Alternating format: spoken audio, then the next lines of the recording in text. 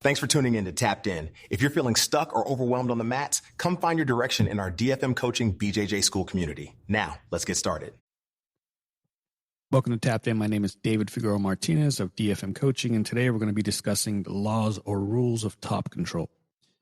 These are items that I tend to keep in mind anytime I'm on top. And when you're new to jiu-jitsu or on the less experienced end, you'll remember some of these, but then you'll forget some of them as you play the game. And it's really easy to kind of like lose sight of certain things as you're playing. When you become a bit more experienced, you'll use these to create openings and transitions, and it'll make more sense with time. Again, that's more experience. You just have to be patient with yourself. Some things that I keep in mind. First and foremost is weight distribution. When I am playing, regardless of the position, let's say we're in side control, I never want to be too far over the center line of my opponent, or I can be rolled to that side. I want to make sure that most of my weight is centered on my opponent. So what I mean by that, yes, I can be on my knees in traditional side control, but my knees aren't taking too much of that weight. My chest, or like the center of my chest, my rib cage, those aspects or those positions or areas on my body are going to take most of that weight, especially if I want to make you not enjoy your time. So sometimes when we watch newer students, and I've mentioned this before, their chest and body make almost like a curve over their opponent, like a cave or a blanket. So you're draped over the top of your opponent. What you really need to do is push your chest out and onto your opponent with really good posture. You want to bend to your spine that goes towards my opponent. And what I do when that happens is I let my weight push out on my chest. My knees typically are barely touching the mat. They're not taking the weight off of my opponent. They're forcing my chest to bear the weight on top of my opponent's chest and forcing them to either not breathe normally or have to force an escape, which gives me things that I actually want. When you're in other positions, let's say you're in top of half, very similarly, you're at more of a diagonal, but you don't want to be too far over to the other side or you can't get rolled. You don't want to carry too much of the weight on your knees again, or you won't be able to punish your opponent with weight. It's a nuance of pushing weight down while being able to move when needed. We can also carry weight when it comes to like shoulder pressure. Hips become a big one from time to time, especially if I'm in like top of half. My hips do quite a bit of the work there. I can lock them into, especially if they're flat, into the mat with my hips almost sprawling into them. And then my hands can start to work to get positions or maybe chokes or isolate arms, while my chest is kind of heavy, but it's not as heavy as I would normally do if I want to like really apply pressure. Most of it is in the hips, which allows me to work up top. So it really, all of this depends on what the end goal is. If you want a specific submission, your weight's going to be a little different. If you just want to punish them and hold them in place because maybe they're too energetic, your weight's going to be really heavy.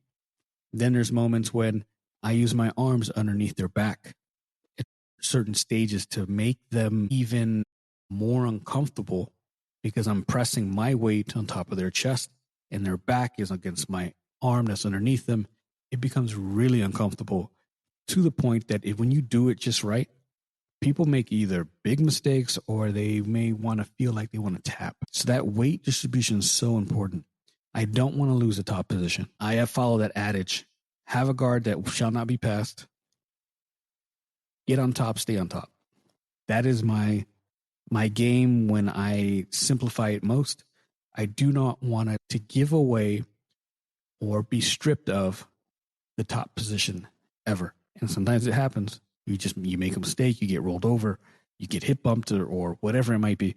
But your job is to stay on top whenever possible.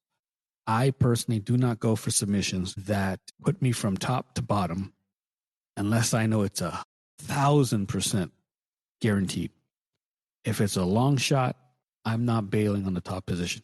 I'd rather cook you longer and then go for something that I'm really good at than to go for a random technique and get rolled over and end up on my back and then miss the position and submission at the top at all. So I stay away from those types of submissions. The other law or rule that I follow is connections. My control dies when there's too much space or gaps between us. Sometimes some white belts will be in top position. They'll squeeze the life out of you trying to hold you in place, and you can feel the tension in the arms.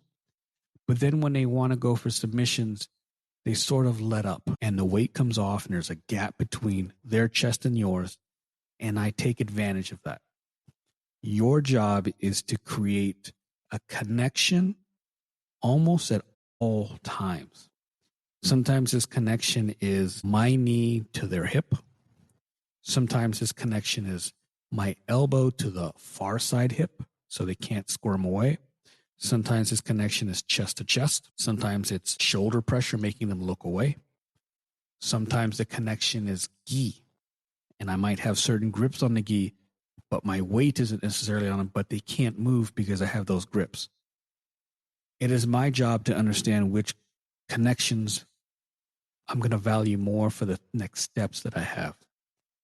Sometimes that connection is, for example, me passing knee cut, dropping into that pass, and then scooping the hip away with my own legs and hip, and then sitting with my hip on top of their hip. That's a connection that I absolutely love using.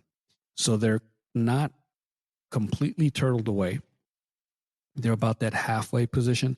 It looks a little like side control, but then both knees are pointed away. So they're on their side a bit more. My hip and rib cage are on top of their hip, and they can't quite turtle away. That's a connection that I love because it allows me to slow things down as I start taking the back. If they force their way into facing me to side control, then I just take side control and I win the position that way. But it's a game that I like to play because it forces them to have to make a decision one way or the other. Another connection I love making is I sit in side control almost like Keisa Katami. It's the best version I can explain. My knees, instead of being parallel and on the mat, I tend to sit sideways on top of the hip. So Keisa Katami is on top of the chest. I sit sideways, semi-Keisa, at least my body type, on the hips. And again, it prevents the hips from creating too much space or movement. I can adjust when need be. I can go to other positions when I want. But it's a control and connection that I love from that spot. Another control is when I'm in S mount and they decide to turn onto their side.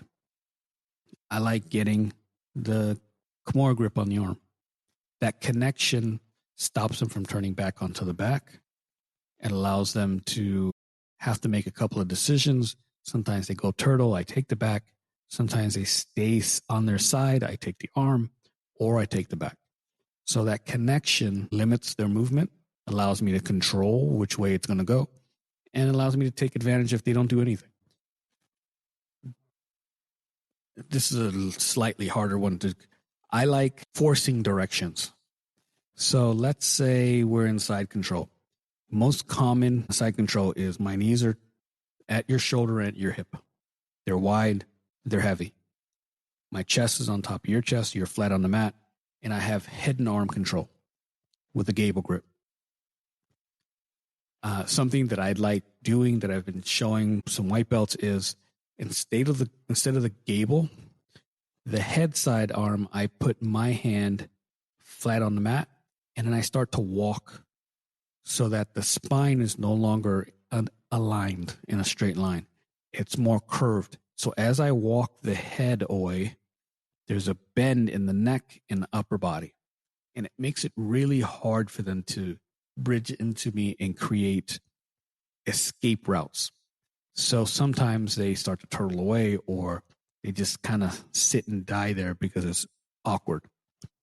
Head and arm control and a traditional side control is great. It's great when I need to cook you a little bit because you're too active. It gives me great supreme control. When I want to create some movement, but I want to make it as uncomfortable for you as possible, I start walking the hand. And then your head and neck become like a J with the rest of your body, with the J portion curving away from me. So I hold you there. I hold with my chest on your chest, and it's harder for you to defend. It's harder for you to create movement the other way, and it lets me cook you a little longer. Sometimes like I mentioned before, when I pass, I start stepping back, scoop the hips, and align both of their knees away.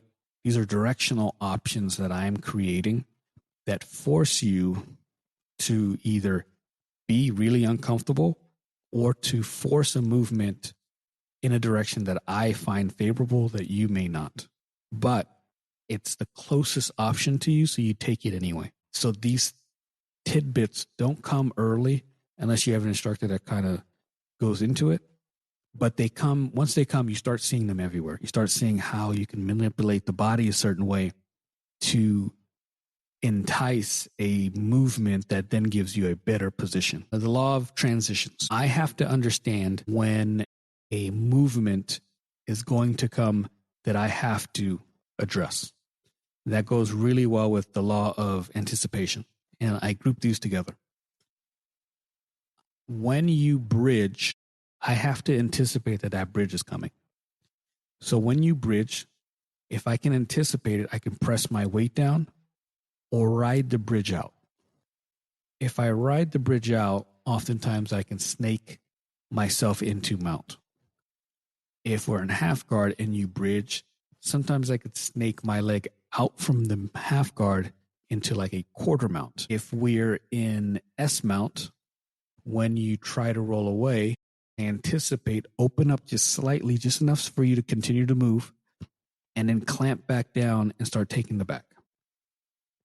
When you're in bottom of mount and you're trying to frame and bridge, I can anticipate that movement and push your framing arm across my body and then start going S mount, taking the back, taking the choke, the arm bar, whatever might be there. So these anticipatory moments become bigger moments for you because I can take these little things that you were so happy to do and then adjust or respond to them in a way that now it's a worse position for you, and I get to dominate further and get closer to my objective. A common one is, let's say I'm losing the back. I have the back control. You start escaping. You're scraping me off on the mat, and you're going flat to the mat. I have a choice here. I need to anticipate that when you're doing it, and then I need to anticipate what the next outcome for me is going to be.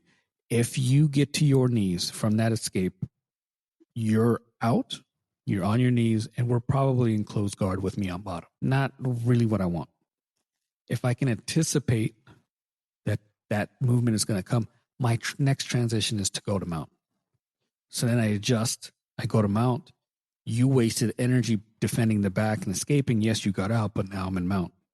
And I like mount. Another one is when I go head and arm from mount and I start isolating the arm.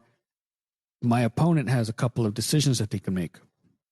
They can bridge into it, maybe get their arm back, but it's usually an anticipation that I'm well aware of. So when they bridge into that arm, we don't budge. Or they can bridge away from it and in hopes that they can put the arm across their body and save from being Americaned or arm triangled. Great options. But when you anticipate it, now I'm going S mount, taking back. So it's super important to start laying out the positions that I'm in, the common responses for the escape, and how I can create better positions in response to those escape attempts.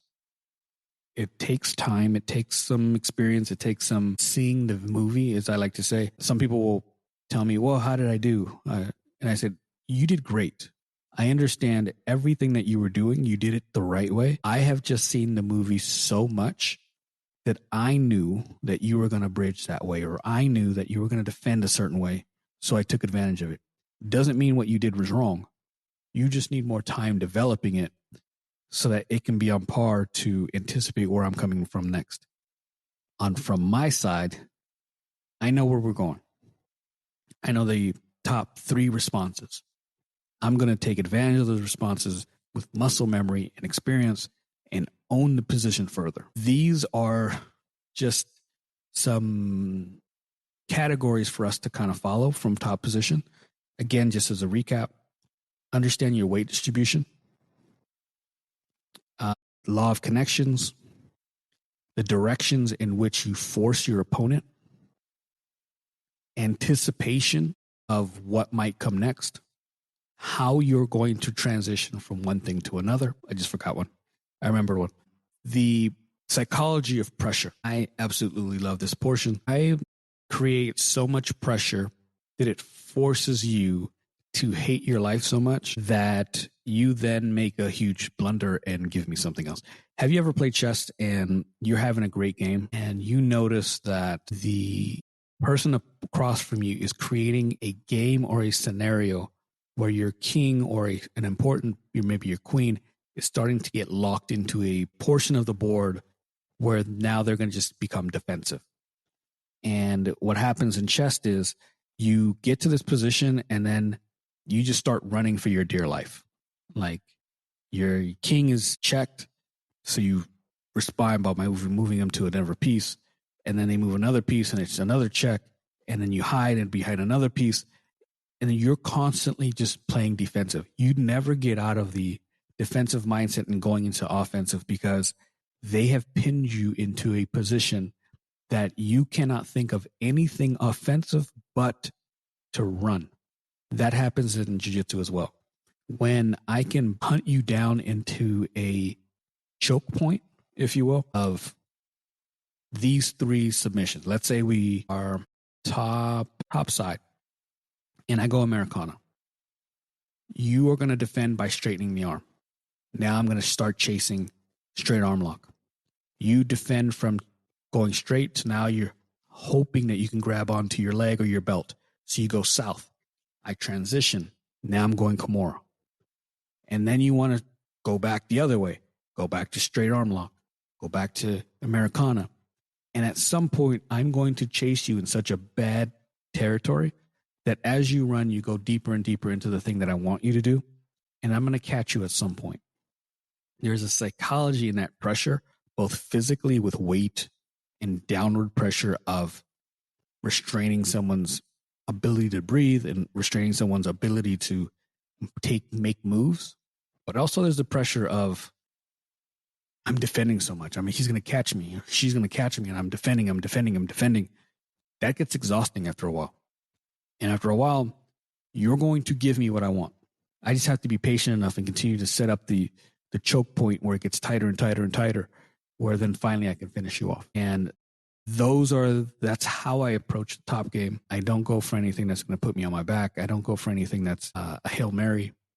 I play a very systematic game where I just start continuing to give you one bad dilemma after another. And as we go further into these dilemma trees, I know each outcome, and you're just going to eventually succumb to one or the other. If you have any questions about this or anything else, please reach out to me, dfm.2099 on Instagram and Threads. Any questions, please hit me up. I also have a school community if you're interested, completely free, DFM Coaching BJJ. Until next time, thank you so much.